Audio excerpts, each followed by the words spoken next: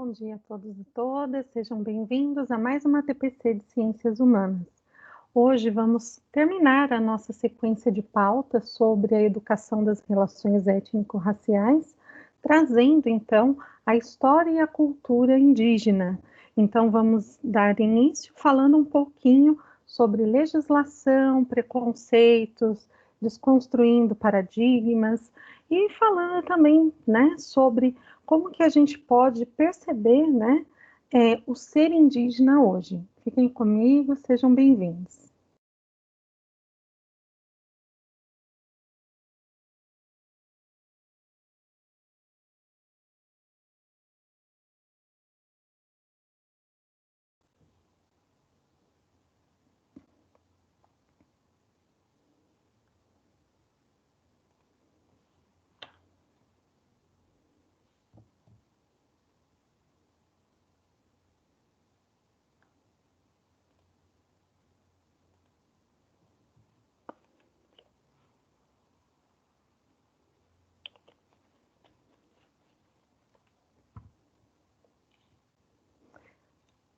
Então, iniciando, nossa TPC, nós vamos falar realmente, então, da Lei 11.645/2008, que é uma lei muito importante, que vem somar, ao ERE, porque vem trazendo aqui a inclusão, do estudo e da história, da cultura indígena, dos saberes indígenas e da valorização das populações indígenas no nosso país. Então, primeiramente, na nossa pauta, vamos retomar essa legislação, falar um pouquinho sobre como reduzir o preconceito. Será que os indígenas estão acabando ou será que isso é uma ideia que nos foi colocada, Vamos falar um pouquinho também sobre a presença indígena no Brasil e no estado de São Paulo, sobre o ensino eurocêntrico, evolucionista, e como que a gente tem que ter um olhar crítico, enquanto escola, enquanto professor, para essa visão, de ensino, para o livro didático. Falaremos também, sobre descolonizar a nossa prática, Nós já falamos isso na primeira TPC que nós fizemos sobre a temática e vamos reforçar um pouquinho mais isso hoje. Falaremos também sobre a importância da tradição oral para as sociedades indígenas. Assistiremos, um pequeno documentário chamado Índios Somos Nós, que é bem interessante, que é o ponto de vista dos povos indígenas sobre a sua história, sobre a sua cultura e o seu viver hoje. Falaremos então sobre a luta por visibilidade, direitos e representatividade que os povos indígenas têm hoje no Brasil.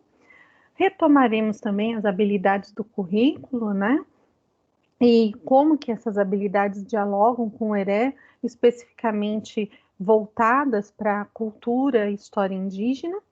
E terminaremos aí a nossa TPC de hoje com uma sugestão, de como introduzir a temática no ambiente escolar. Então, retomando a legislação, a primeira coisa que a gente tem que lembrar é que a Constituição Federal, nos seus artigos 231 e 232, enfocam, a valorização dos direitos das populações indígenas.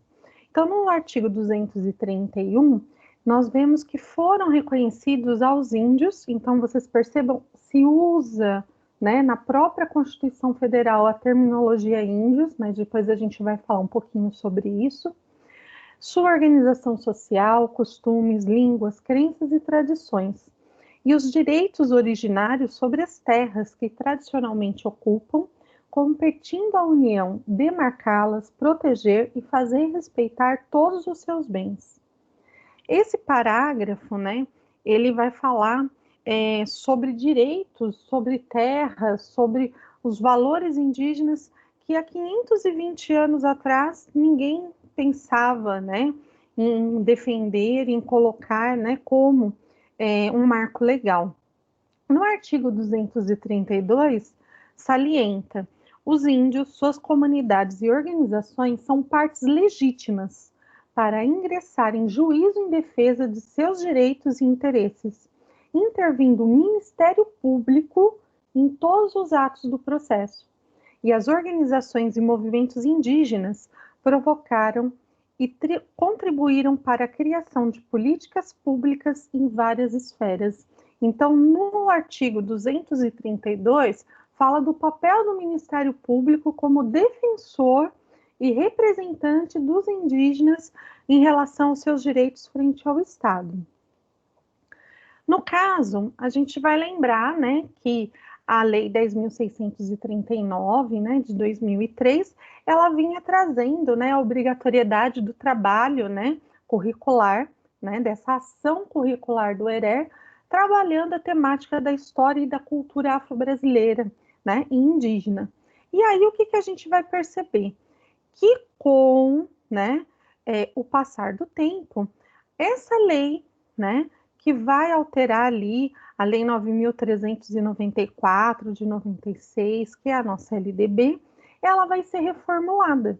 Então, ela vai agregar também, né, um conteúdo pragmático e programático, né, uma ação curricular, onde vai se dar enfoque à formação da população brasileira, com foco nesses dois grupos étnicos, né, africano, afro-brasileiro e indígena, falando do estudo da sua cultura e da sua história como algo que deve ser contínuo, né, uma ação curricular onde todos os estudantes da educação básica, né, e também superior, devam ter acesso ao estudo da história e da cultura desses povos, né, que formam a nossa sociedade, que são bases da nossa sociedade. E isso vem aí a transpor, né, aquele modelo de educação, né, que é voltado apenas para a visão elitista, eurocêntrica, e aí a gente vai falar de uma educação, né, interétnica. E aí, levando em conta, né, a história do Brasil, a gente vai ver a necessidade de fazer realmente essa reconstrução e o aprofundamento da identidade cultural verdadeira do nosso país, né?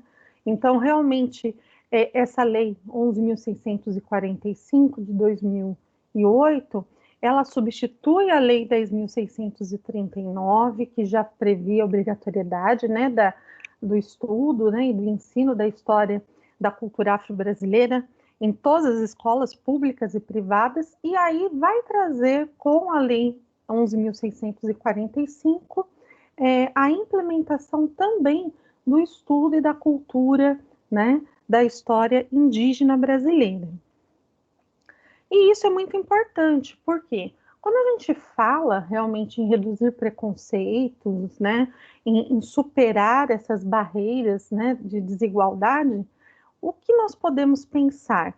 Quais seriam os instrumentos que nós poderíamos utilizar além da lei, né? É a questão da educação.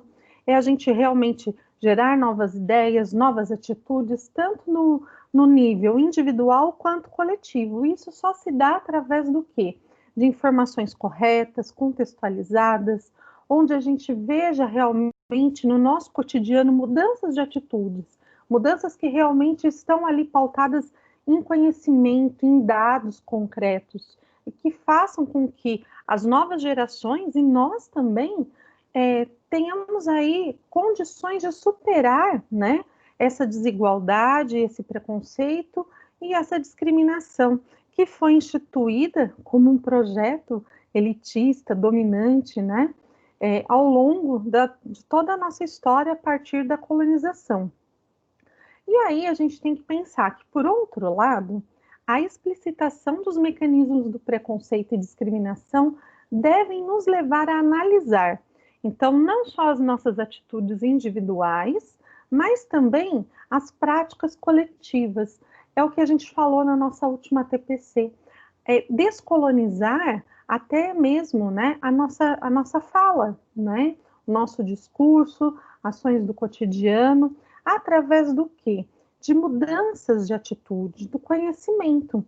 Então, sair daquela ideia de que os preconceituosos sempre são os outros e fazer uma autoanálise, né? Porque se cada um de nós fizer essa autoanálise e começar a mudar, né, um pouquinho por vez, e começar a refletir sobre as nossas atitudes individuais no nosso dia a dia, as ações coletivas, elas realmente vão dar um outro perfil para a nossa sociedade, uma sociedade que pode superar, né, os preconceitos, a discriminação e realmente trazer, né, para as futuras gerações uma sociedade melhor.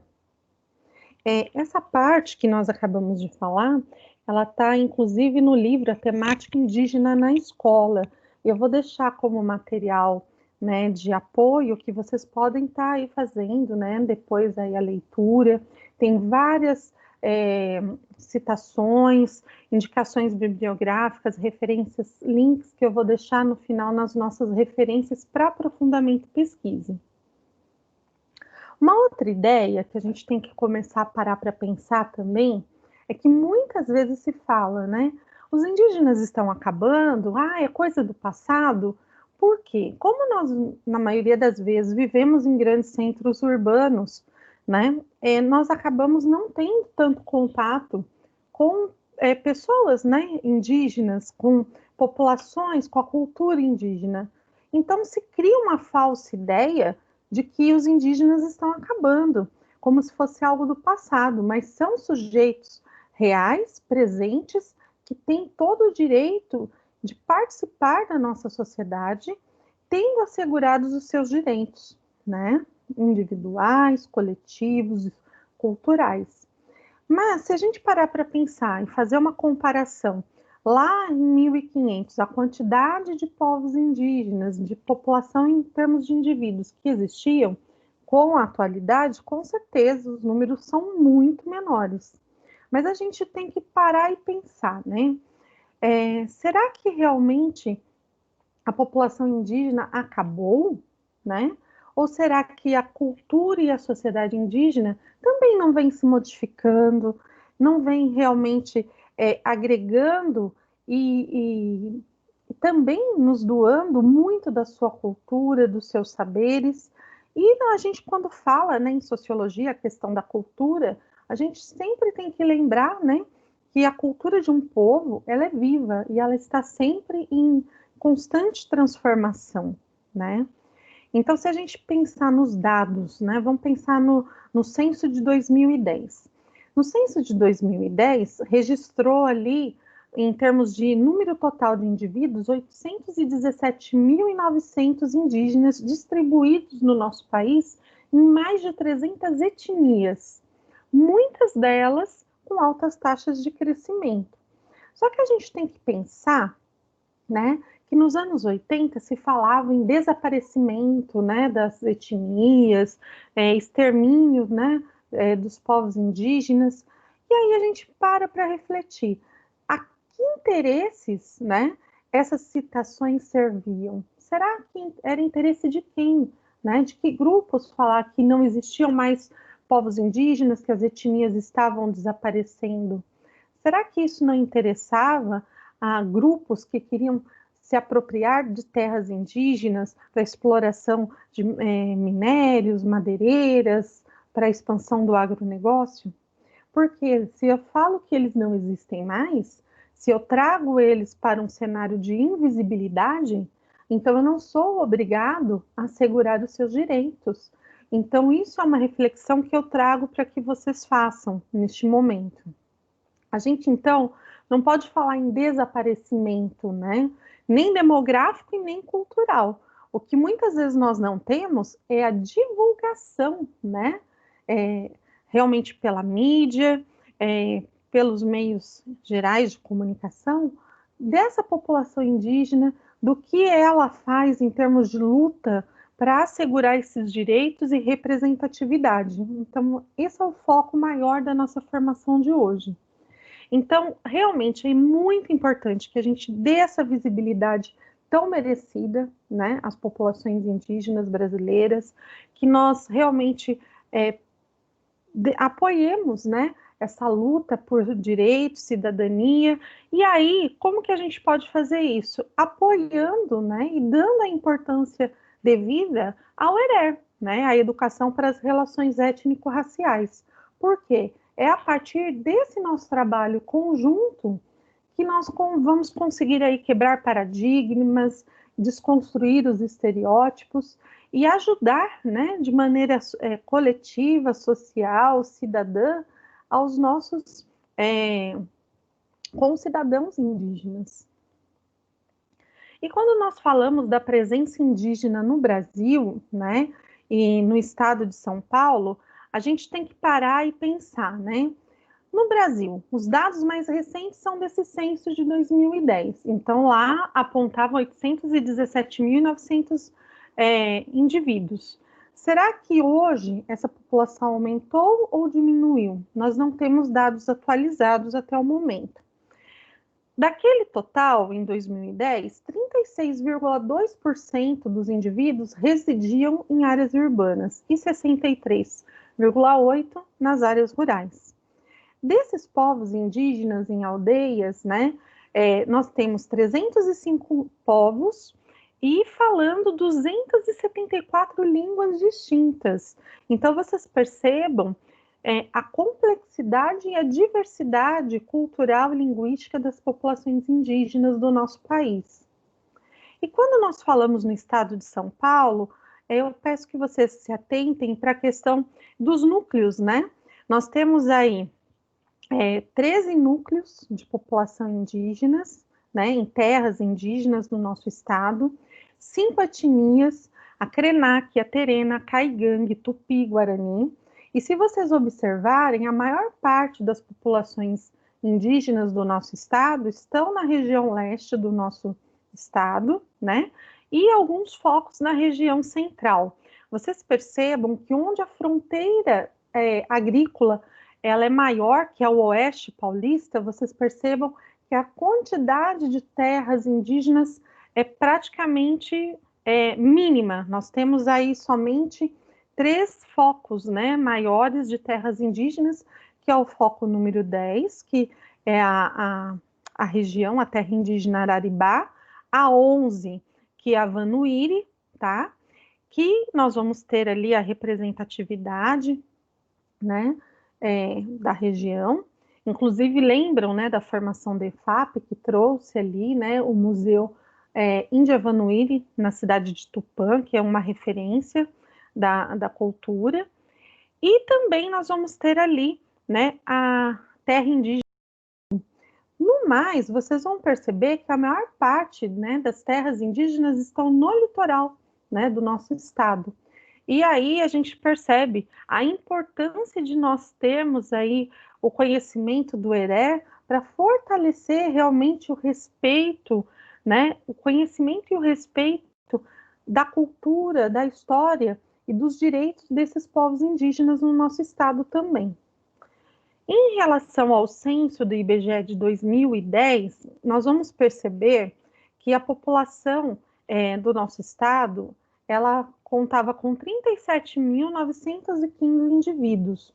E aqui nessa tabela, nós vamos ter a representação em porcentagem de onde que nós temos mais indivíduos, quais municípios, né, que contam com maior número de indivíduos, né, da etnia indígena. Então, o que nós vamos perceber? Que nas cidades, né, de Avaí, Braúna, Arco-Íris, nós podemos aí apontar uma representatividade bem grande de populações indígenas, Arco-Íris, né? E também, olha, na parte do litoral aqui do estado, Mongaguá, Itanhaém, Ubatuba, Barão de Antonina, Peruíbe. Então, são cidades que têm uma representatividade em termos de indivíduos bastante acentuada. Quando a gente fala, né, que nosso estado conta, né, com mais de 37 mil indivíduos, isso em 2010, de indígenas, aí a gente tem que pensar, se eu estou numa escola, né, por exemplo, a Diretoria de Ensino São Bernardo, ela conta com escolas de educação indígena, né, para atender, né, a demanda. E se a gente parar para pensar, como que essa escola ela tratou, né, a escola brasileira, a educação básica brasileira, tratou historicamente do indígena, né? Como que a gente pode pensar nesse ensino do ERER dentro de uma escola que foi construída num modelo eurocêntrico evolucionista. Tomar uma aguinha, gente, o tempo tá seco, né?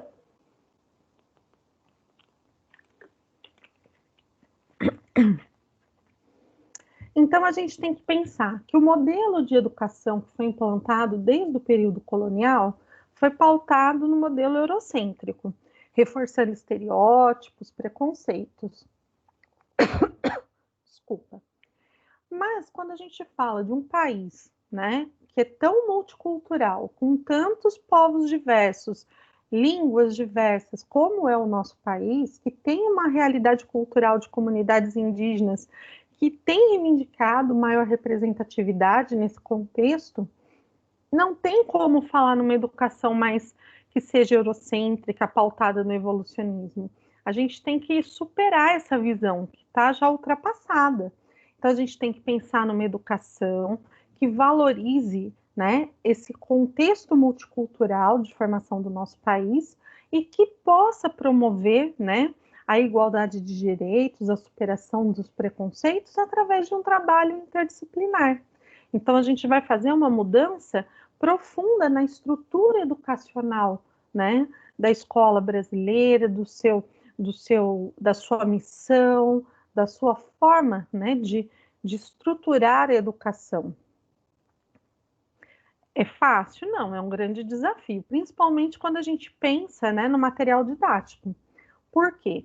Por exemplo, na época que eu estudei, né, e até quando eu comecei a lecionar, sempre a gente via os livros de história, os livros de geografia, sempre trazendo uma visão do indígena no passado, ou do negro como sempre sendo escravo, como se fosse algo natural, né?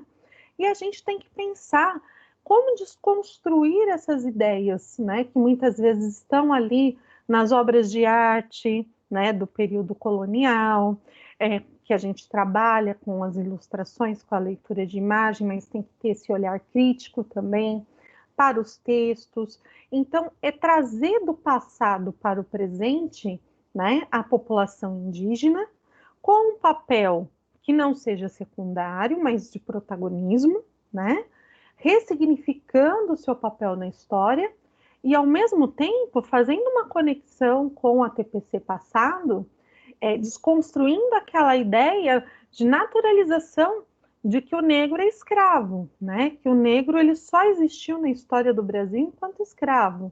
Então a gente tem que pensar no protagonismo indígena, no protagonismo do negro, né? Na história do nosso país e como que a gente pode descolonizar, né? Essa percepção de educação, do ensino da história, trazendo realmente uma história conectada, que não é mais aquela coisa estanque de colocar o indígena e o negro no período colonial como sendo sempre secundários, e trazendo realmente para a contemporaneidade, discutindo valores, direitos, lutas sociais, e realmente ressignificando, né, esse protagonismo, superando essa visão evolucionista da história, onde colocava sempre o indígena e também o negro como sendo, né, parte de uma comunidade primitiva ou que sendo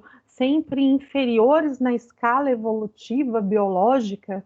Então a gente tem que superar esses paradigmas, como nós temos ali na obra, né, do Everardo Pereira Guimarães Rocha, um índio didático, nota para o estudo de representações. Então, desconstruir essas representações preconceituosas, eurocêntricas, e realmente trazer para o presente, falando dos movimentos sociais, das suas lutas, dos seus direitos e do seu protagonismo hoje.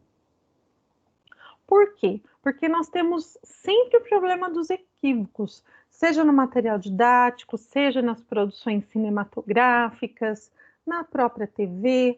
Então, muitas vezes coloca sempre o indígena como coisa do passado, ou como se a cultura indígena estivesse desaparecendo, como se fosse algo perdido no tempo.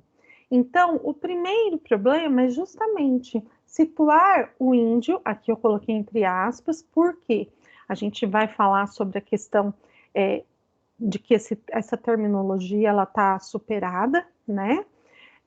Então, nós vamos falar sempre desse problema de citar o índio como coisa do passado, como selvagem, atrasado, primitivo, aquele que vive ou em harmonia com a natureza ou é frágil perante a sociedade não indígena. Então, colocando ele numa posição inferior.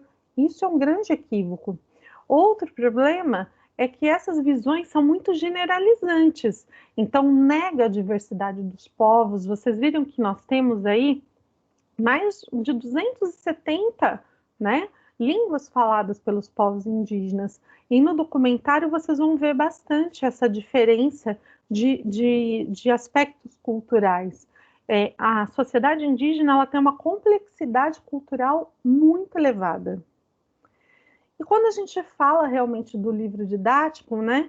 Olha só, sempre a gente vai ver nos livros, né, obras de arte que vêm aqui a ilustrar, né, o período da colonização. Então, a questão, né, do estranhamento, como se tivesse, por exemplo, uma fragilidade, né, uma aceitação daquele processo de colonização. A questão, né, da catequização. Então, muitas vezes a gente vê que realmente são interpretações daquele período na visão do branco, do colonizador, da elite, e que muitas vezes não vão refletir, né, a realidade. Porque quando a gente analisa todo o processo, a gente verifica, né, as diversas contribuições das matrizes indígenas e africanas que acabaram sendo apagadas, né, pelo discurso do homem branco, da elite, porque atendia aos interesses de uma cultura europeia, colonizadora, dominadora, e que acabou subjugando esses povos através dessa invisibilidade da sua história e da sua cultura dentro da educação, né, escolar. Então, a gente tem que realmente quebrar esse paradigma e desconstruir toda essa questão histórica com uma narrativa mais crítica, reflexiva, mostrando para o nosso aluno a diferença dos discursos e realmente, como eu disse, trazendo essas questões para a contemporaneidade. Por isso é importante sempre pensar em descolonizar a nossa prática, seja na elaboração das nossas aulas, na análise crítica do material didático, né? Sempre pensando em como que eu posso adaptar, né? E realmente ressignificar esse material para o meu aluno. Então, descolonizar os espaços, como é o caso da escola, é algo muito importante. A escola, os meios de comunicação, isso é algo que nós temos que sempre estar levando em consideração. Por quê? Porque a educação ela deve ser interdisciplinar e interétnica, porque só assim nós vamos assegurar que realmente a escola seja para todos, que a educação seja para todos, e não apenas privilegiando um grupo ou uma visão de mundo. E quando a gente fala, né, em desconstruir essa educação etnocentrista, eurocêntrica, uma das primeiras coisas que a gente tem que parar e pensar é na questão do termos índios, né? Então é muito genérico, é como se fosse algo que você massifica a população indígena. Se a gente pegar a citação do Cacá Oerá Jecupé, Terra dos Mil Povos, gente, é bem legal, né, esse texto. Ele fala assim, olha, o índio não chamava, nem chama a si mesmo de índio.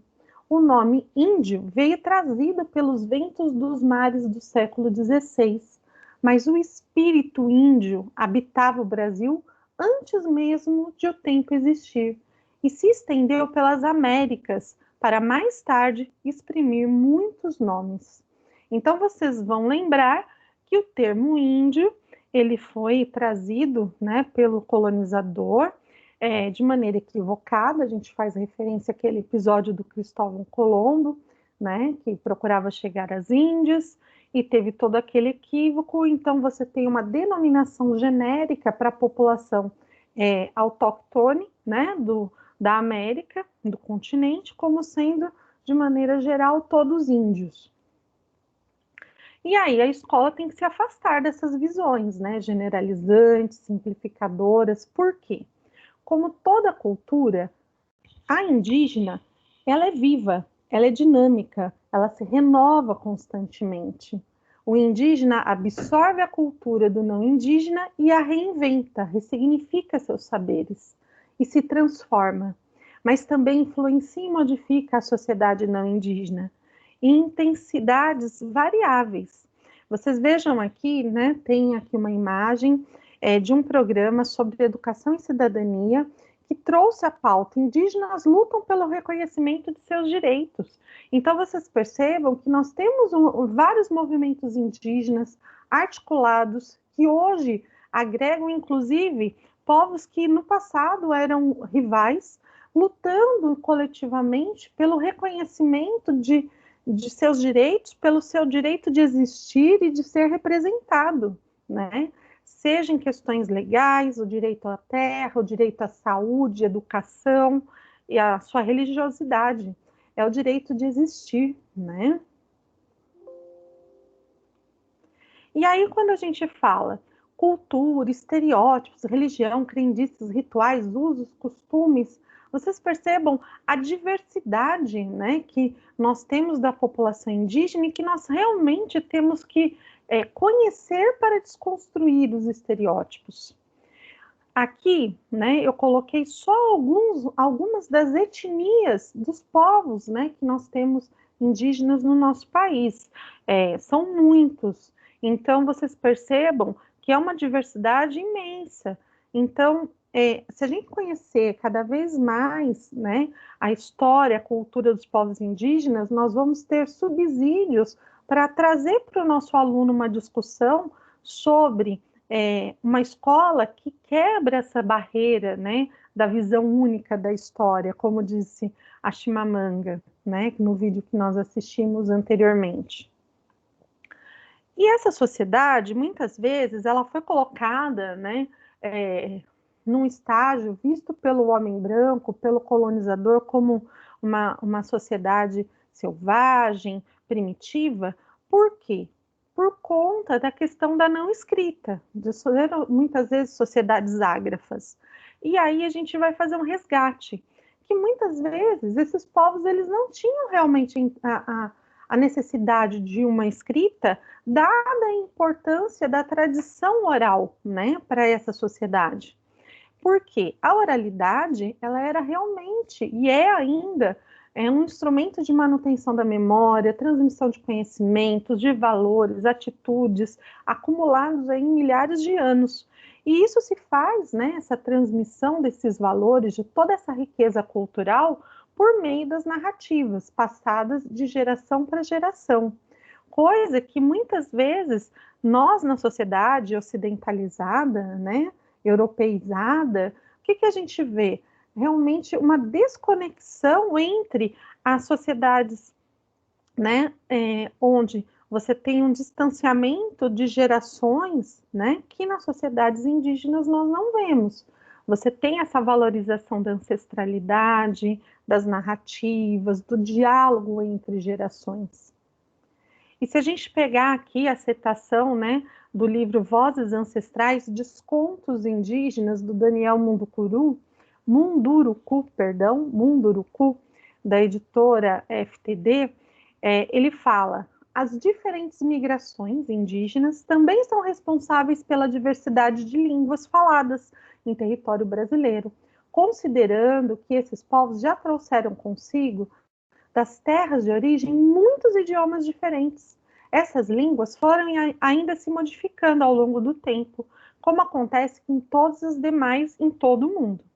Poucos povos indígenas tiveram a necessidade de desenvolver algum tipo de escrita, sendo a dos maias, na América Central, a mais elaborada do continente, antes da vinda dos europeus. nenhum dos povos indígenas que habitavam o atual território brasileiro havia desenvolvido uma escrita.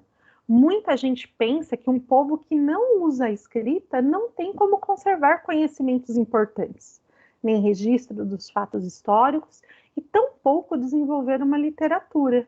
Acontece que a transmissão oral é um recurso poderoso, pouco conhecido por quem vive em uma sociedade em que quase tudo depende de usos da escrita, como a nossa.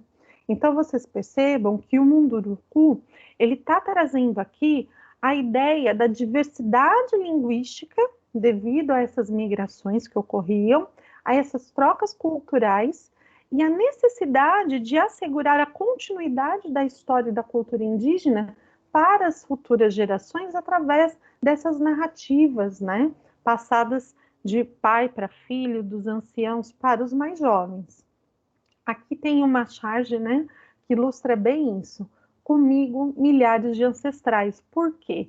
Os conhecimentos eram trazidos das gerações anteriores, passados, né, de geração a geração até chegar ao presente. E ser indígena hoje no Brasil, né? O que será que isso implica? Luta por visibilidade, direitos, representatividade. Ser indígena no Brasil hoje é um grande desafio. E o documentário Índios Somos Nós, ele vai trazer ali uma produção da TV Brasil, que foi realizada durante os Jogos Mundiais dos Povos Indígenas, lá em 2015, no Tocantins, onde os próprios indígenas, através da sua perspectiva pessoal, falam o que mudou na sua cultura, na tradição ao longo dos anos, e como a população pensa, né, os não indígenas, como eles se relacionam com os não indígenas. Esse documentário, gente, é muito interessante, ele tem aqui mais ou menos uns 30 e pouco minutos, né? Ele vai trazer ali vários depoimentos. Eu vou passar para vocês, vamos ver se dá tempo de assistir ele inteiro, né, por conta do nosso horário.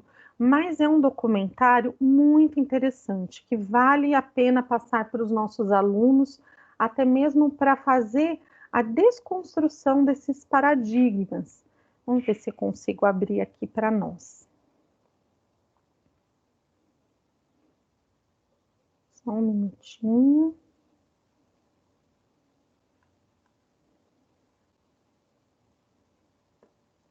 Só um minutinho, vamos ver aqui se dá certo.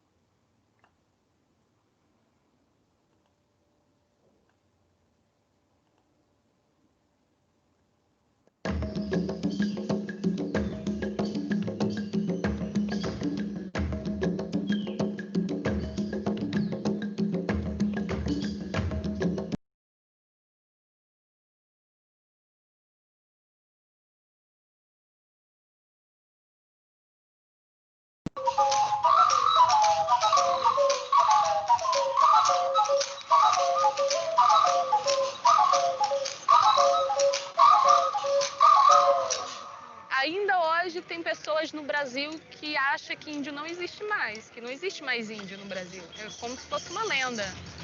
Os livros didáticos das escolas falam dos índios de 500 anos atrás.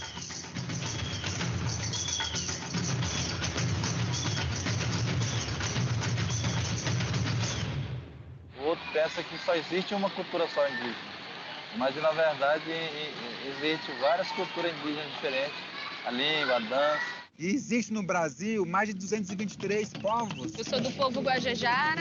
Triquibaco, Cuicuru, Uai-uai, Baconã, Cariri-Sicuru, Mamãe, Canela, Guarani Kaiowá, Carajá, Surinhim, Matiz, Xerente, Guaçupocaldo. Serena, Pataxó.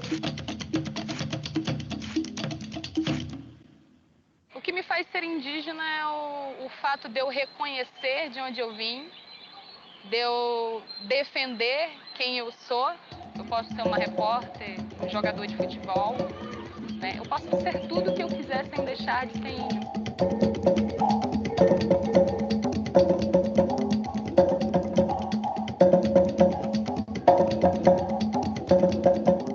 que isso é muito bom, que os nossos filhos estudem, lembrando para retornar para suas comunidades. Eu mesmo, por exemplo, já saí para fora estudar.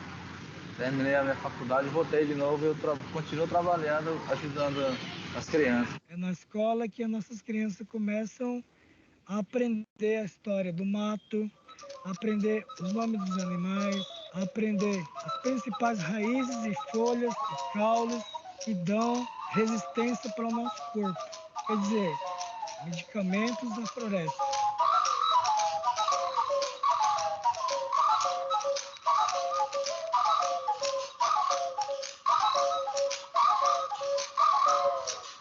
Essa terra aqui, ó, para nós é muito importante, né?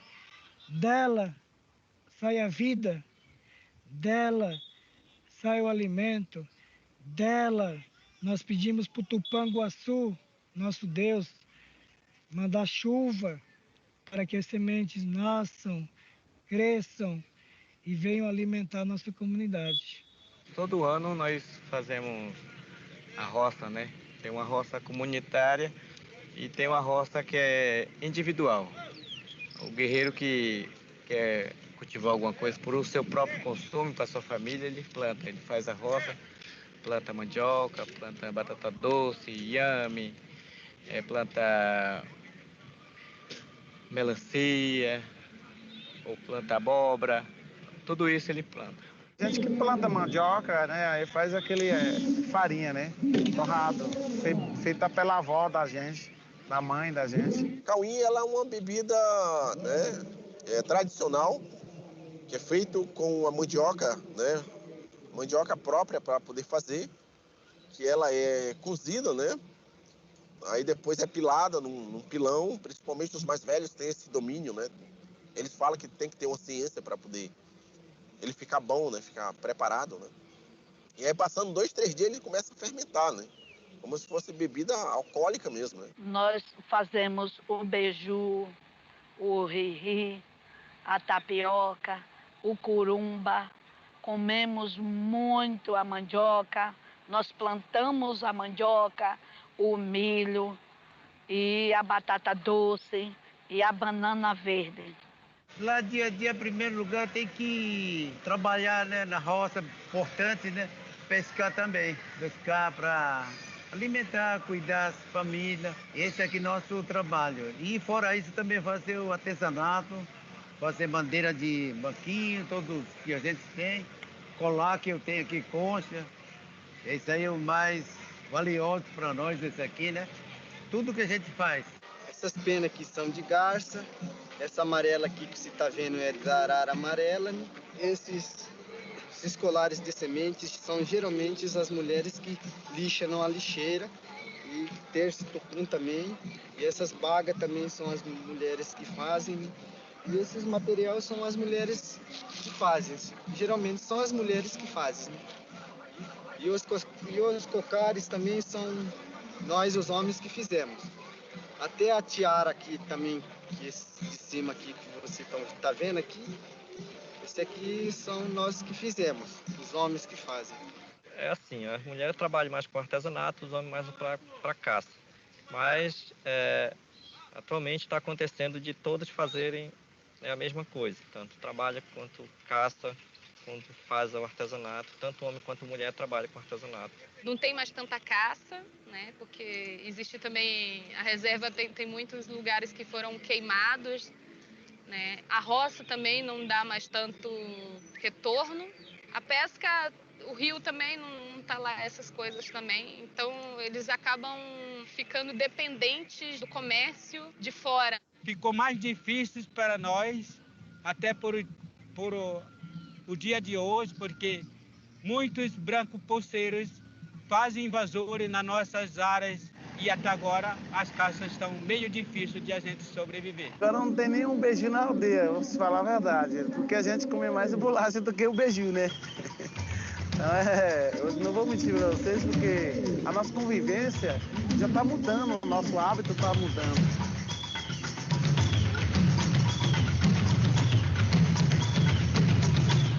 Capim Dourado para nós surgiu aqui no Cerrado como ouro, né? Além desse capim dourado, nós utilizamos a fibra do buriti. E com a fibra do buriti nós traçamos também bolsas, cestarias, né? Que também é típico e tradicionalmente do povo aquém e xerente, né? Revitalizar muitos dos nossos adornos, de nossas peças, que precisam também gerar renda, precisam gerar potencialidades produtivas para sobreviver essa população dentro de um equilíbrio que respeite a nossa mãe natureza.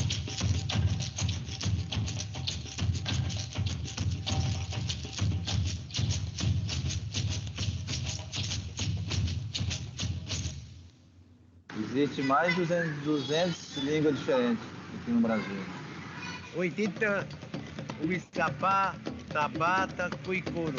Xerere, Maximino, Guarani Kaiowá. Zerro Manobe Yagrekel, mas ia pruda, Severo Ronco, Canela. Canamomole de Juanaru, O Anorim, o Atuaquém, Triuene, Cizerran, Ariporã, Checunhã, Iracanã, Açupocal.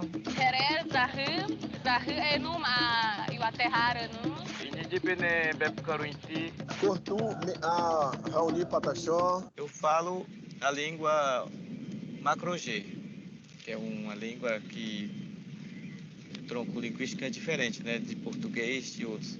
Eu falo a minha língua, né, que é terena, e meus filhos também já estão falando, né, para não perder, né, perder a nosso idioma, a nossa língua. Todos os guajajaras falam o tupi-guarani, que é a nossa língua mãe, nossa língua nativa.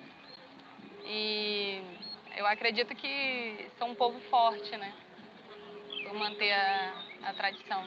Uma outra coisa muito forte para nós é essa biculturalidade, que a gente consegue viver na nossa cultura indígena, né, materna, aquém, e também conseguimos conviver, falarmos a segunda língua, português, e dialogarmos praticamente de igual para igual, né? Então, assim, é bastante interessante isso, é uma habilidade. O povo Pataxó hoje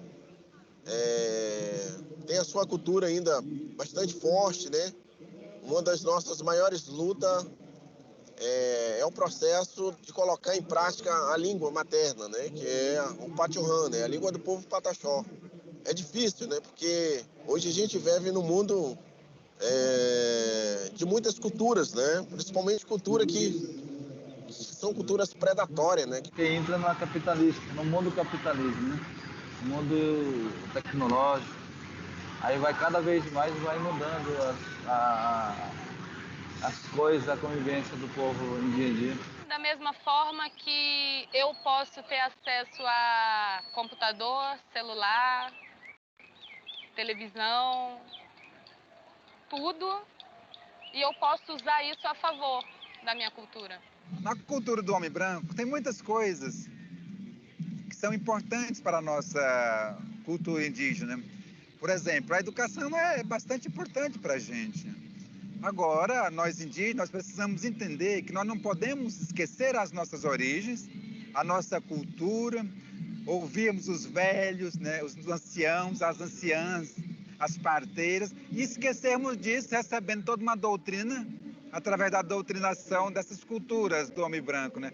Nós não podemos esquecer a nossa. A nossa é materna, a outra é secundária, né?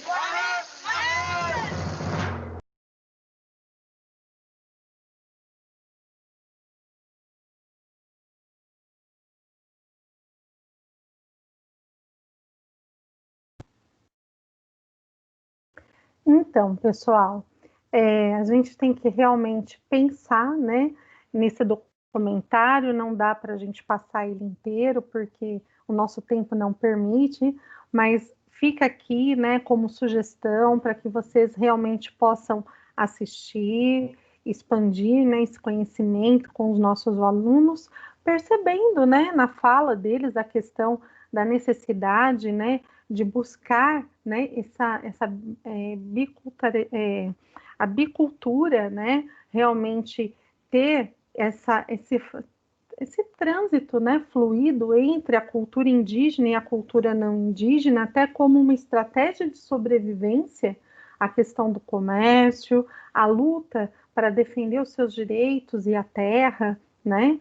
E vocês percebam que o uso dos meios tecnológicos, eles vêm a somar como uma estratégia também para essa defesa de direitos. Agora a gente vai continuar o compartilhamento aqui do nosso PPT para a gente dar sequência à pauta.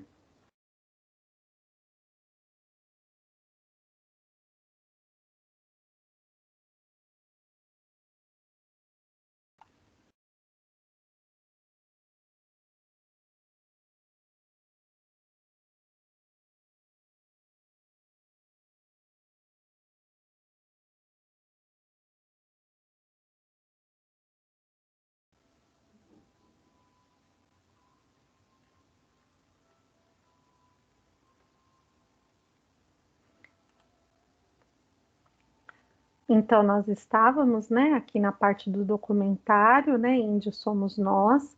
É bem importante realmente ter essa visão, né, de como que o indígena se percebe, como que nós percebemos também essa diversidade cultural e realmente, né, esse trânsito que eles fazem entre a cultura do indígena e do não indígena. E aí, só resgatando aqui, só pôr para cá, nosso alerta de tempo, né? São tantas coisas para a gente trabalhar e o tempo é tão curto, né? Então, fazendo um resgate aqui dessa luta por visibilidade, por representatividade, como a gente viu, né, nesse pequeno trecho do documentário. A gente vai lembrar da questão da comissão constituinte, né, do cacique Juruna, da questão do direito ao voto, né, a luta, né, e a participação dos indígenas na redemocratização do país também, na luta pela demarcação das suas terras e também lembrar, né, que muitos indígenas, muitos jovens indígenas, pela política de cotas, tiveram acesso, né, à educação superior, estão recebendo, né, novos conhecimentos e trazendo para suas tribos, para suas aldeias, para o seu povo, né,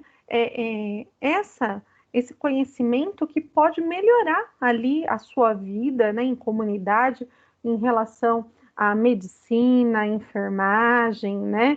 Olha só, bioantropologia, jornalismo, todos saberes que podem ser ali somados com os saberes tradicionais e podem ser implementados na busca por uma melhor qualidade de vida, por direitos.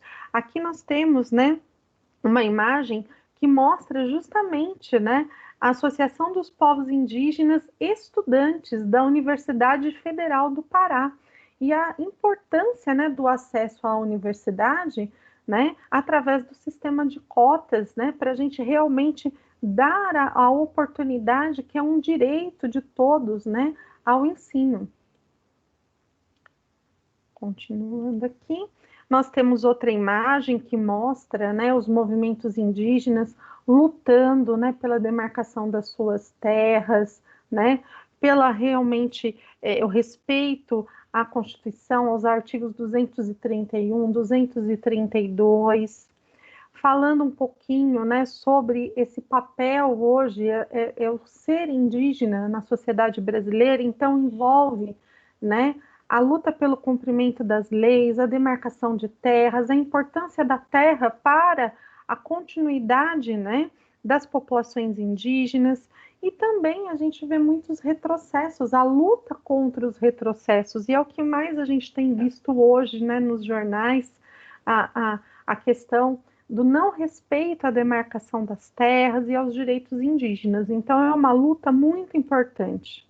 E quando a gente fala, né, da visibilidade, nós temos que pensar, né, no Instituto Terras Indígenas no Brasil. Ele traz ali, quem puder conhecer a página, eu vou deixar a citação depois, várias notícias falando sobre a questão da ameaça que as terras indígenas têm sofrido, né, nesses últimos 2 anos, que se intensificaram, e toda a luta da população indígena para que o seu direito à terra e a preservação dessa terra seja mantido. E as notícias são terríveis, né? Invasão de terras indígenas no Xingu paraense, né? Que impulsiona as queimadas. A gente tem a questão do Pantanal, né? Como que isso está afetando as sociedades indígenas, porque isso está diretamente hoje conectado à questão da exposição dessa população indígena à pandemia do Covid-19. A situação das terras indígenas atuais no Brasil, nós temos 724 territórios, né, que estão em fase de demarcação, 120 em processo de identificação, 43 identificadas, 74 declaradas e homologadas, né, e reservadas para processos de terras indígenas, 487. Porém, a gente percebe que esses territórios, eles não são respeitados, seja pela questão das invasões por madeireiros, mineradores, pelo agronegócio, e aí a gente percebe que essas terras indígenas correm sério risco junto com as suas populações. E uma das maiores ameaças é a questão da mineração, os processos minerários no Brasil. Então, a gente vai perceber a quantidade, pelo gráfico, né, de minerais que estão ali em terras indígenas e como que esses 28,7 milhões de hectares, né, são requeridos em processos minerários no Brasil. Então, 25% da área total de terras indígenas no Brasil estão sob contestação, né? Por quê? Querem explorar essas terras indígenas para a mineração. E isso coloca em risco, né, a população, a fauna, a terra, né, os recursos d'água, tudo em prol dos interesses capitalistas. E para estar ali fazendo uma contestação em relação aos problemas sociais, a questão da luta, né, por direitos, pela visibilidade, principalmente das gerações mais jovens, né, indígenas, tem um grupo que eu descobri, né, na internet, que eu achei muito bacana, que é o grupo Bro MCs, né, que é justamente um grupo de jovens rappers indígenas que cantam, né, o rap, ali as suas demandas sociais, né. E num primeiro momento a gente vê que não foi muito bem aceito pela comunidade, mas porém quando eles começaram a entender as letras, né, e o conteúdo social e de luta, né, por direitos que as letras desse grupo traziam, mudou a relação, porque como a gente já falou agora há pouco, a cultura ela é viva e ela está em constante transformação. E vocês percebam a questão desse trânsito entre cultura indígena e não indígena que nós vamos perceber aqui nesse clipe que eu quero passar para vocês. Inclusive tem a página aqui do Facebook, do grupo, é muito interessante, se vocês puderem acessar, é bem bacana. Vamos ver se eu consigo compartilhar com vocês. Vocês sabem como é que é, né? A gente sofre com os recursos tecnológicos também. Era só um pouquinho, gente.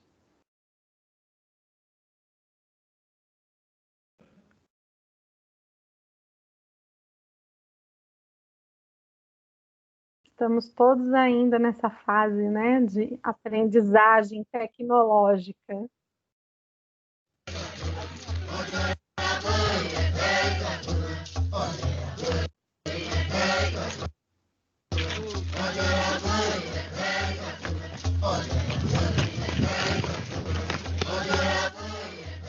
Lá, por aí.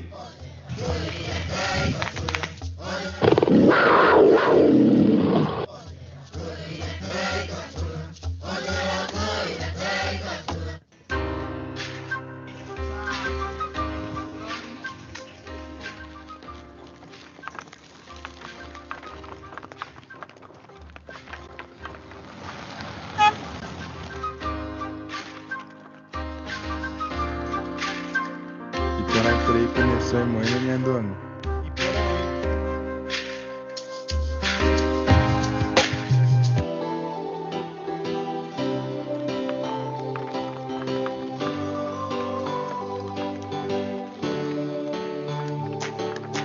Rainha moite do Quaimba ewe ko happy on wa hen amoite tenonde apuka pendere hende awere kotewe shini amamba oi shendiwe ani ha ete guanda ko sende chagua apura rei o pachagua aju arrechuca awa umbeuha awa ko angagua happy oshuka upe ha ete gua ko amombeuha apurereta ore jawe quando alegre puka nyandi jara orisha upe atuisha upe rupia momburima aguata jaha kende awa ara ohasando alegre a upe shajawi a jekoporã nyandere koporã ko anga jahisha nyane hente uapa ara ohasa upe shashea uma uapa para o raça, o peixe cheia, uma oui apa,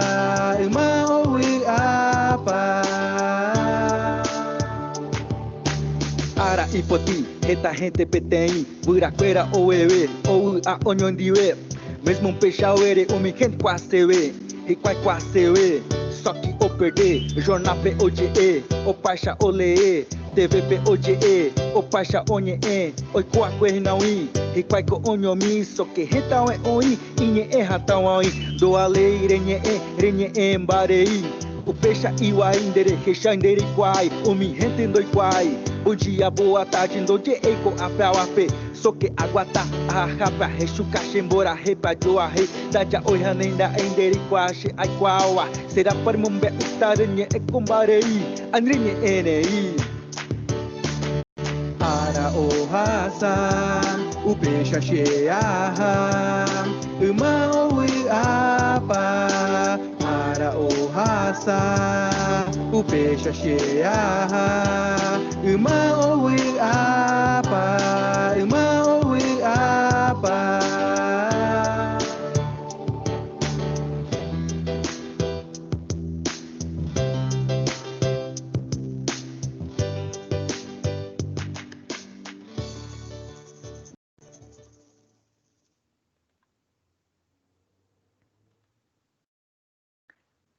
Então, pessoal, uma coisa que a gente pode realmente parar aí um pouquinho para pensar é que a cultura, né, ela é viva, ela assimila, ela se transforma, ela compartilha, né? E no caso, esses jovens estão usando o ritmo do rap, cantando, né, no seu idioma nativo, na sua língua nativa, as suas demandas, né, as suas percepções de mundo. Tem vários clipes com outras letras falando dos problemas em relação à terra, à sua comunidade. Se vocês puderem estar vendo, é bem bacana, até mesmo quando a gente fizer esse trabalho com o nosso aluno, para trazer, né, esse indígena para a contemporaneidade, né? Porque é uma forma de você sensibilizar o aluno e de trazer, né, mais para perto dele através da música, né, do rap, dos ritmos que são conhecidos pelos nossos alunos, né, não indígenas. Agora nós vamos dar sequência ao PPT.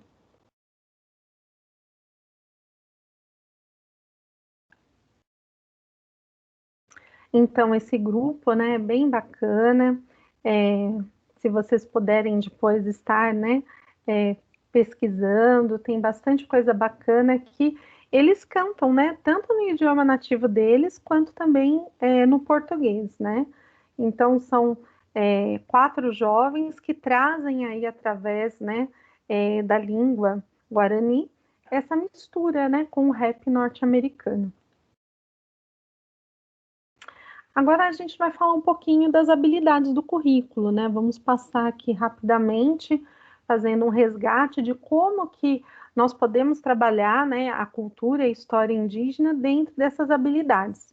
Aqui eu separei, gente, no caso do currículo paulista dos anos finais, em história, nós podemos trabalhar, né, várias habilidades, né, falando da contextualização da história e da cultura indígena, por exemplo, na habilidade EF06HI01, né, C, nós podemos falar da organização do tempo, na questão da contrarreforma no 7º ano, falar sobre o processo de catequização, a questão da religião, da imposição e dominação.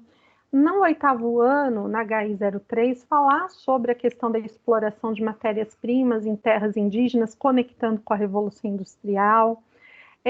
No 9º ano, a HI05, falar dos processos de urbanização, modernização e como que isso impactou a exploração, né, do espaço urbano, das terras indígenas em áreas urbanas. E falar também de aldeias urbanas, por que não? Em geografia, nós podemos falar no 6º ano, na GE25, do sensoriamento remoto das áreas indígenas, no 7º ano, na GE03A, dos povos e comunidades tradicionais brasileiras, no 8º ano, falar na GE05 sobre a geopolítica, então falar dos conceitos de nação, dos conflitos geopolíticos contemporâneos na América hoje. Será que algum conflito geopolítico está envolvendo populações indígenas ou terras indígenas, né? No currículo vigente do ensino médio, nós temos em filosofia, né, no caso, uma habilidade da filosofia política, trabalhar o conceito de Estado, né, e a defesa dos direitos dos povos indígenas em relação a uma das funções do Estado. Então, a gente pode remeter à questão da Constituição, do artigo 231, 232. Na 2ª série do ensino médio, falar da construção da argumentação crítica sobre as práticas sociais, né, de discriminação e preconceitos, que está bem direcionado para o ERE. Na 3ª série, falar, né, das diferenças, das diferentes concepções de liberdade, então ver a questão do que é ser livre na sociedade indígena e na não indígena. Em sociologia, na 1ª série, reconhecer a unidade entre todos os seres humanos, né, superando, né, a questão do evolucionismo social, falando, né, sobre a questão do homem ser um ser cultural, que a cultura, ao mesmo tempo, né, que a gente pensa nessa diversidade, ela é algo que traz unidade à sociedade humana. Na 2ª série do ensino médio, falar das transformações do mundo do trabalho. Vocês perceberam no primeiro documentário a questão da transformação, né, do coletivo, de falar sobre a caça, né, falar sobre a agricultura e a necessidade de transpor, né, de atividade econômica para o comércio devido à questão do esgotamento dos recursos naturais, das queimadas, das invasões das terras indígenas, e como que a gente pode pensar nessa mediação entre o homem e a natureza dentro do contexto da sociedade indígena. Na 3ª série, a gente pode pensar na reflexão crítica, né, sobre a atuação, desculpa, tem um errinho aí de digitação, sobre a atuação do cidadão no controle da representação política. Então, a relação entre os eleitores e os seus representantes eleitos, a questão dos 3 poderes. Então, trazer a importância sobre o voto da população indígena e a sua representatividade nas esferas de poder. Então, a gente pode fazer essa discussão também. Aqui, só passando brevemente, na TPC passada, nós já falamos do entrelaçamento de algumas habilidades com o ERE. Então, esse material vai ficar disponível para vocês, para consultar qualquer dúvida.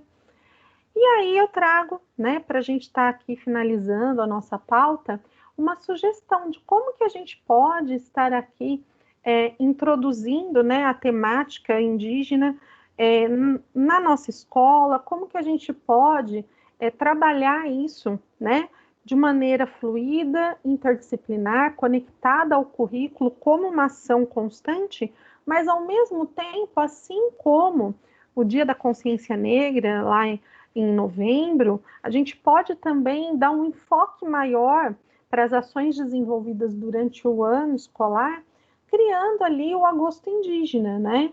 Então, é uma ação curricular, né, pautada em desmistificar o conceito de índio, que a gente já falou no ambiente escolar, trazendo para a contemporaneidade, as discussões sobre os povos, a história e a cultura indígena para o ambiente escolar, né?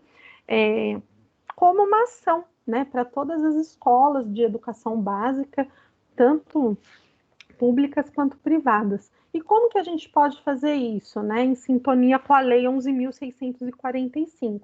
Propor, né, uma nova metodologia, a gente pode utilizar livros, CDs, DVDs, o calendário indígena, né, dos diferentes povos, documentários, né, clipes, como eu trouxe aqui na nossa TPC de hoje, para a gente fazer, né, essa discussão nas nossas aulas.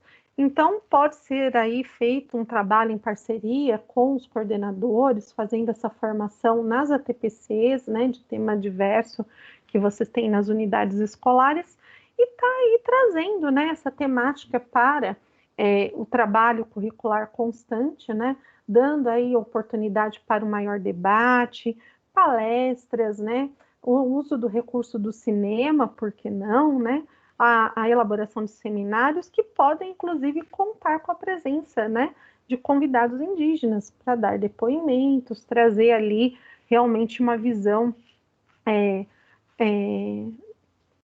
verdadeira, né, uma visão ali realmente de como é ser indígena hoje no Brasil para os nossos alunos. As nossas referências, então, aqui tem bastante material que dá para estar fazendo aí um aprofundamento. As nossas ATPCs, elas acabam sendo curtinhas, né? Nós temos aí 1h30 para desenvolver a temática, que são temáticas ricas, que dariam, inclusive, cursos, né? De tanta coisa que a gente teria para estar falando. Aqui, olha, a gente tem o link, né, do documentário que a gente viu no início da TPC. Aqui o Instituto Terras Indígenas, tem bastante material bacana, tem muita coisa legal que dá para a gente estar fazendo, né, um aprofundamento. O link da nossa lista de presença, por favor, responder até o dia 16. E também eu quero deixar aqui, né, o meu feliz Dia dos Professores, para todos nós que enfrentamos aí as nossas lutas diárias, né, que estamos sempre buscando a nossa autoformação, né, a formação contínua, que não desistimos dos nossos alunos, que estamos aí lutando para nos adaptarmos a essa nova realidade, né, do ensino híbrido, do ensino remoto, que estamos aí realmente nos reinventando. Então, esse feliz Dia dos Professores é com um agradecimento muito especial meu a todos vocês da nossa área, que têm acompanhado, que têm participado das nossas ATPCs, que têm enriquecido muito a nossa formação coletiva com os comentários que vocês fazem no chat do YouTube, com a participação de vocês no nosso grupo do Facebook. E eu quero deixar realmente um agradecimento, um feliz Dia dos Professores a todos e todas que não desistem, que estamos aqui lutando por uma educação de qualidade para os nossos alunos, com esse compromisso cidadão. Meu muito obrigada a todos. Vamos só finalizar falando um pouquinho com vocês. Então, realmente, eu espero que essa pauta de hoje tenha sido realmente produtiva. Como eu disse, o nosso tempo é curto, não dá para passar os documentários inteiros, né? Então, mas eu peço que se vocês tiverem tempo, tiverem oportunidade, assistam. Tem muito material bacana ali nas referências. Se vocês tiverem, então podem deixar aqui no chat. E eu quero realmente agradecer pela participação de todos. Nossas próximas ATPCs estão sendo aí elaboradas, podem deixar sugestões de pauta também. E, meu muito obrigada. Fiquem com Deus, uma boa semana, um ótimo Dia dos Professores para todos e a gente segue firme na nossa luta como educadores. Fiquem com Deus.